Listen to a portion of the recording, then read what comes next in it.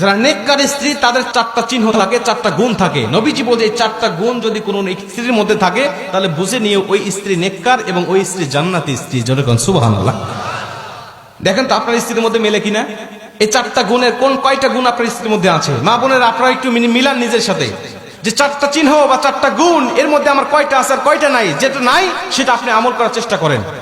প্রথম নম্বর, নবীজি বলছে যেই স্ত্রী কথাবার্তা বা অঙ্গ ভঙ্গি দিয়ে সবসময় তার স্বামীকে খুশি রাখতে চায়, সন্তুষ্ট রাখতে চায়, হাসাতে চায়, আমি নবীজি বলছি ওই স্ত্রী আদর্শবান স্ত্রী। যেরকম সুবহানাল্লাহ।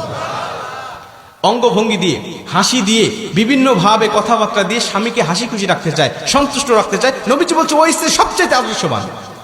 আপনি মিলান তো আপনার স্ত্রী আপনাকে হাসায় কিনা, আপনাকে সন্তুষ্ট রাখতে চায় কিনা, নাকি সবসময় মুখ গোমরা করে রাখে।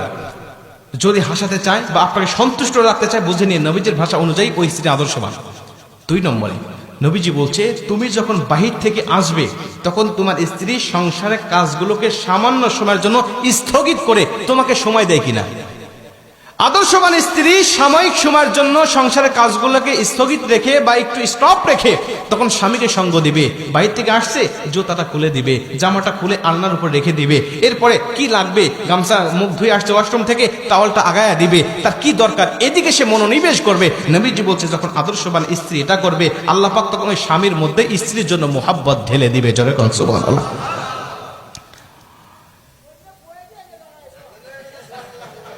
চাচা কি কয়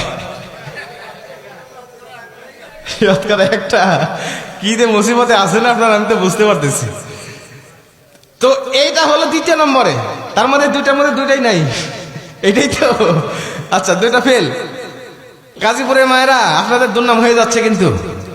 এরপরে 3 নম্বরে নবীজি বলছে যখন স্বামী মানসিকভাবে অশান্তির মধ্যে থাকবে, ব্যবসা বাণিজ্যে লস খাইছে বা কোনো দুর্ঘটনা ঘটছে, কোন একটা মানসিক ডিপ্রেশনের মধ্যে স্বামী আছে, তখন নেককার স্ত্রী যারা তারা স্বামীর ভুল না ধরে স্বামীকে মানসিকভাবে তাকে বিভিন্ন সাপোর্ট দিতে থাকে, প্রশান্তি দেয় বা সাপোর্ট দিতে থাকে যে আচ্ছা তুমি যেটা করছো সমস্যা নাই, তুমি ব্যবসায় লস খাইছে তো সমস্যা নাই, আল্লাহ আবারও আমাদেরকে আরো ভালো কিছু দিবে।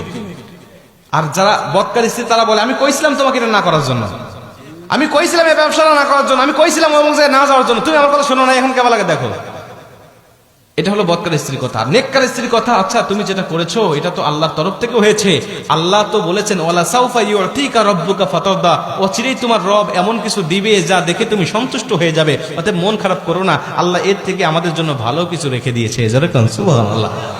বলেন এমন কথা যখন কোন স্ত্রীরা বলবে স্বামীকে, তখন ওই স্বামী কিন্তু যদিও কষ্টের মধ্যে থাকে কষ্ট মুহূর্তের মধ্যে দূর হয়ে যাবে, যে কেউ আমার পাশে নাই, আমার পাশে আমার মা নাই, বাবা নাই, আমার পরিবার পরিজন কেউ নাই, কিন্তু আমার